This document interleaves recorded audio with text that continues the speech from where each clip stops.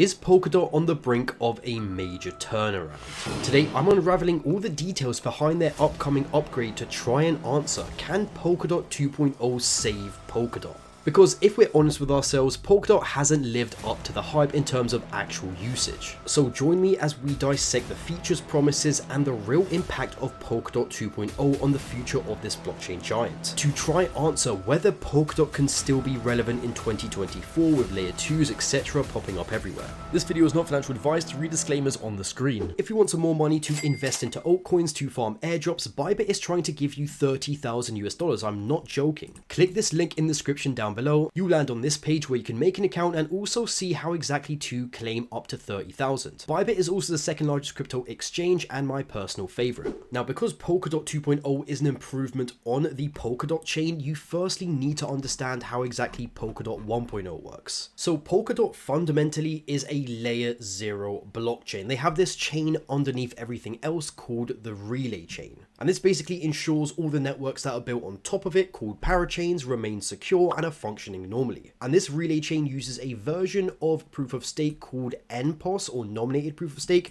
which is basically the same as delegated proof of stake. You have coins and you can delegate your stake to a validator, or you can stake it yourself. And on top of the relay chain, Polkadot allows for people to build their very own parachains. And that was the real innovation behind Polkadot. You can think of a parachain as just a normal blockchain, aka you could build a parachain that was basically just a copy of Ethereum, but the key is they allowed for 100 different parachains to be built on top of the Polkadot relay chain, meaning that you could build 100 different custom chains on top of Polkadot, each with their own unique features. You could have one that acts just like Ethereum, you could have a private one, you could have a parachain for data, for AI, you get the point.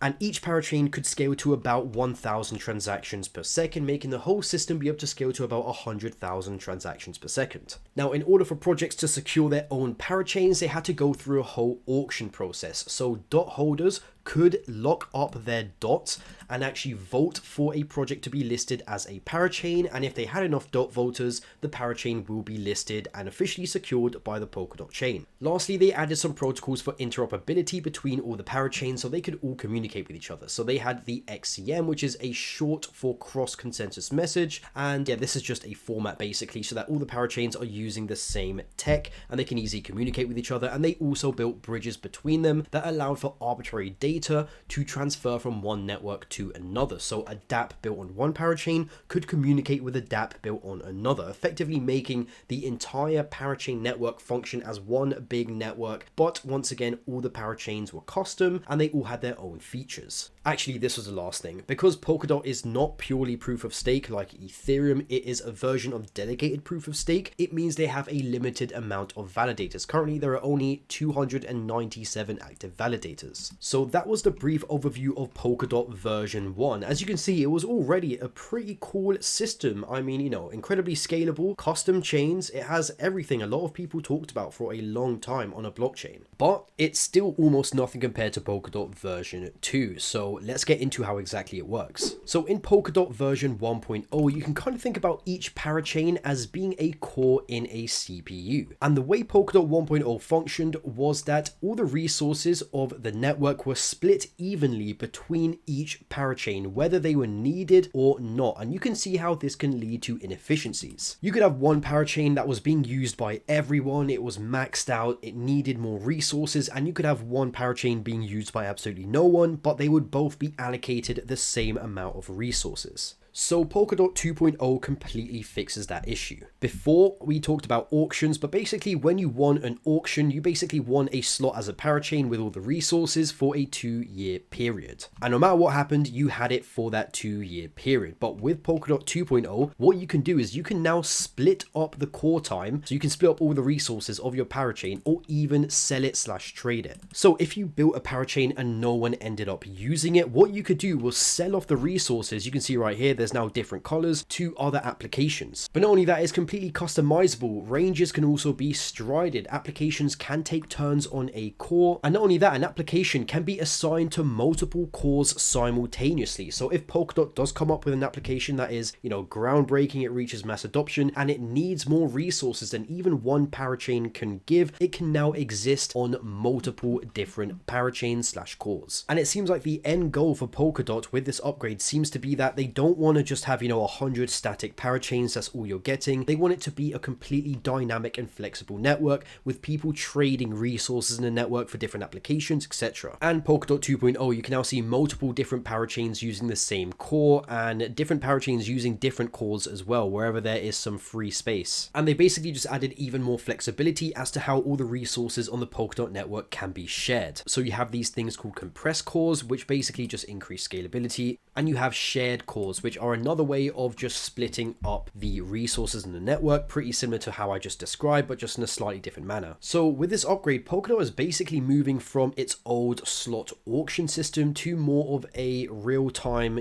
core time marketplace where people can, use a pay-as-you-go system. If they need some resources, they can buy some more instantly. And as a whole, you can already see this just makes the chain way more efficient, as now you no longer have empty parachains being used by no one. Those resources can now be used elsewhere in the network. And not only that though, if an application built on a parachain becomes too big for that one parachain, because once again, parachains can only scale to about 1,000 transactions per second, that application can now use multiple parachains. Lastly, the Polkadot treasury actually earns a revenue from this core time/resource marketplace, and DOT token holders decide how these treasury funds are used. However, if these treasury funds are not assigned to anything, meaning that more DOT tokens could be burnt, creating deflationary pressure on the DOT token. Now, do I think Polkadot 2.0 can save Polkadot? Well, firstly, the reason I say Polkadot needs saving is because I believe it's more or less a dead chain. I mean, let's take a look at the total value locked on Polkadot. It is literally nothing. The top DeFi chain on Polkadot, Astar, only has a total value locked of $65 million, which is pretty laughable, especially for a project worth $8 billion. I mean, this thing is almost as big as Avalanche, and $65 million is, nothing on Avalanche. All the top layer 1s and top layer 2s are sitting into the hundreds of millions to billions in terms of TVL. So considering that no one was really using Polkadot in the first place, could a scalability upgrade like this even fix it? Well, I don't really think it changes anything. Maybe long term, if Polkadot is able to attract users, this computational resource upgrade could be useful, but right now it's basically useless because no one once again was really even using Polkadot, so they didn't really have too much of a big computational problem. Not only that, but I feel like Polkadot's architecture as a whole is just a worse version of Ethereum with layer 2s. I feel like you can kind of think of Ethereum as the layer 0, pretty much how the Polkadot relay chain is a layer 0, and as layer 2s like Arbitrum and Optimism as parachains. Except that Ethereum doesn't have this very complex marketplace of allocating different resources, etc. like Polkadot has. Ethereum just keeps it more simple. You build a layer 2 and your layer 2 takes up as much block space as it needs, and that's it. So that's what I think of Polkadot version 2.0. I've seen a bunch of hype about it, but I don't think it's going to change much, and also the entire Polkadot infrastructure as a whole, in my opinion, is just a worse version of Ethereum and layer 2s. But this video is just a big discussion, because if you are a Polkadot fan, in the comments down below, you need to tell me why exactly you think I am wrong, because maybe I am wrong, maybe I didn't research something, and I'd love to be proven wrong and have some long arguments with you down there. That's all though, like, subscribe, and I'll see you soon. This video is not financial advice, read disclaimers on the screen.